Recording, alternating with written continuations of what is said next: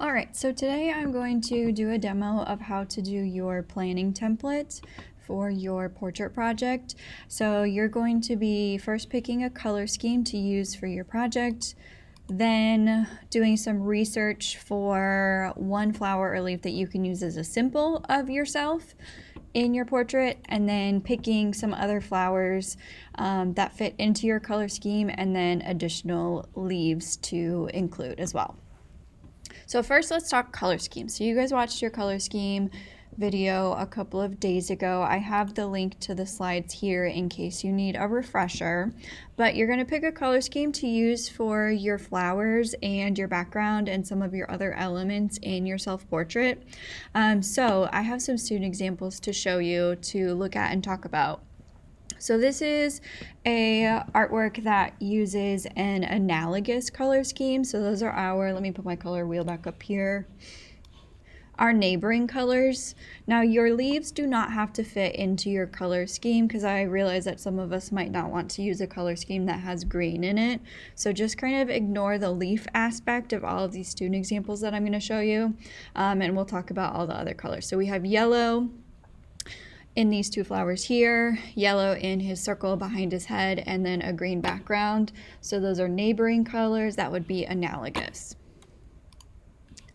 This one here, again, ignoring all of the leaves and the greenery in this, we have yellow and orange, and this is kind of like it's a pink. We could even maybe say it's like a red violet, and this tone of yellow back here, which we know is a gold, those would be neighboring colors as well. So this is analogous too. White flowers are okay to include. I have another example here that uses white flowers as well.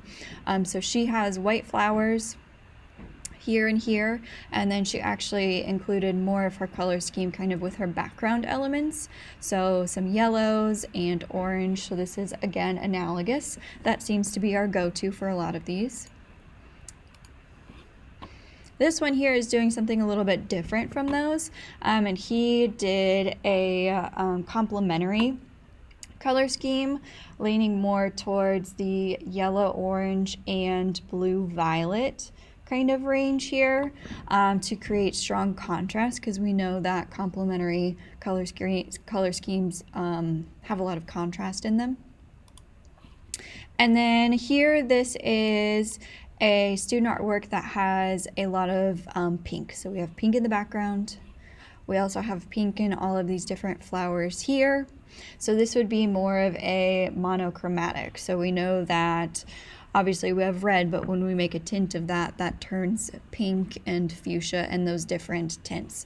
So you can choose any of our color schemes from our slides that we talked about. And as a refresher, those are monochromatic, analogous warm or cool, complementary, and triadic. So the color scheme that you choose is up to you. It's just kind of your aesthetic choice of what you think would look best for your portrait.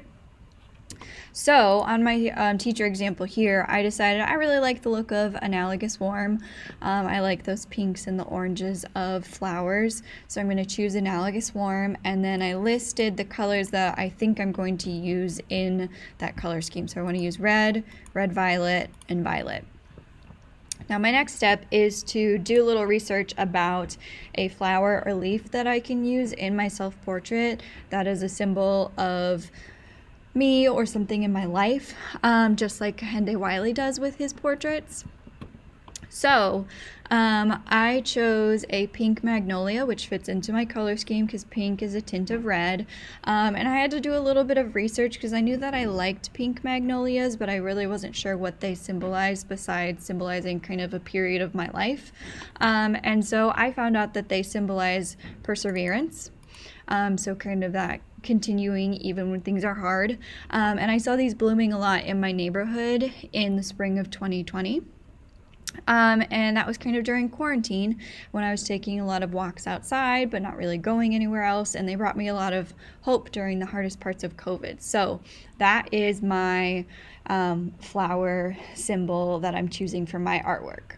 Now, with each of your flowers and your leaves, you're going to have to find a picture on Google, and then you're going to cut it out from the background. So that is what I'm going to show you next.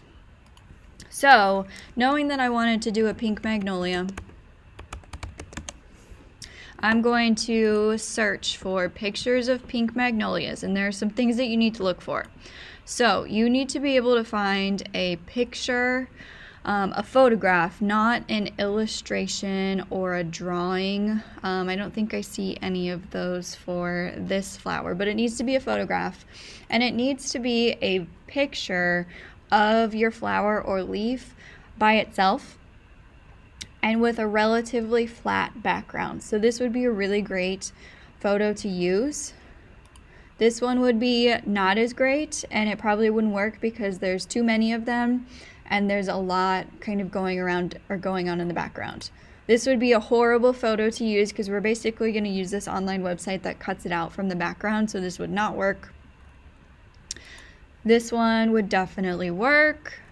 I'm trying to find the one that I have in my Google Slides. I can't find it. This one would work. Definitely not work. Okay, so we need single flowers, flat background. So I'll just use this guy for this example. So you need to save this to your computer, and everybody's computer is different. So I'm gonna save this, and for me, I stay organized by saving it onto my desktop temporarily, so I know where that is. And then I'm going to go to remove.bg, and this is a free background removing website. So I'm going to upload my pink magnolia. So find it on my computer and open it. And it's going to think for a second, and it's going to remove the background. And that was a really good photo, so it did not have any issues removing the background. If yours does not look right, you might just have to find a different photo. But they also do have this editing tool here, so you can click on that.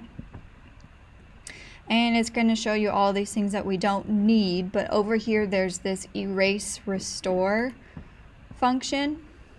And this is an eraser tool, so if I needed to maybe edit out part of my flower, like if there was a stem or if it didn't cut it cleanly, I could erase part of it out. So I will, for you guys, erase just this petal here. So I'm clicking and dragging and it's erasing it. You can also increase or decrease your brush size, and then zoom in a little bit more so I can get into that area there. And if I make a mistake, I can click the undo button. But you can use this to kind of touch up your image as needed. The website works pretty well, but some things it has troubles with if there's not enough contrast with your flower in the background.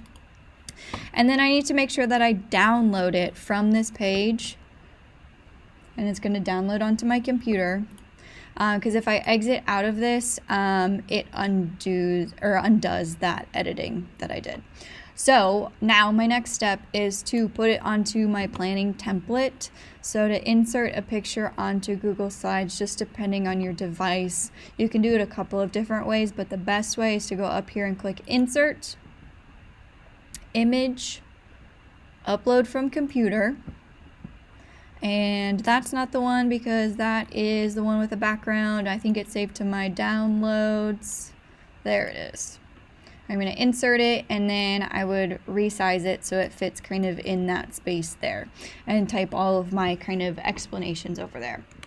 So that's how you find a good picture and remove the background. Your next step will then to be, that was all mixed up. Your next step is then to pick 2 more flowers that fit into your color scheme for you to use, and they don't have to have symbolism, but they can. Like I picked the peony because that's the state flower of Indiana, and I have lived here my whole life. And then this little purple flower that I picked is kind of a pollinator friendly flower, and you guys know I have bees, so I picked that. So kind of thinking about other things, or maybe things that you grow, or if you have a favorite flower to use, might help you fill out this section here. And then for my leaves, I picked a monstera just because I like the way that they look, and I have one in my house and I'm keeping it alive. And then I also just really love ferns. So finding pictures of these flowers, removing the background, inserting them into your planning template. Now, if you're like, oh my gosh, I have no idea where to start with this, I have 2 websites that I'm going to link for you. The first one is just from Farmer's Almanac, and this goes through different symbolisms in flowers. It doesn't give you pictures. You could probably find another website that gives you pictures, but maybe if I patience in adversity. That sounds like a really good kind of symbol that could be for someone. So I'm going to see what a chamomile flower looks like. Oh, it's kind of like a pink little daisy. So you can use this website to find things that maybe symbolize you, experiences you've had. You can also search, I'm going to link this website, you can search for flowers by color. So if you're like, oh, okay, I really want to do analogous warm, but I don't know what any orange flowers are named, this will give you a list of flowers and their names. So I will link both of those for you. And then when you're done with your planning template, what you guys are going to do is, like always, download as a PDF and upload to Canvas. So that's how you guys are going to research and plan for your self-portrait project.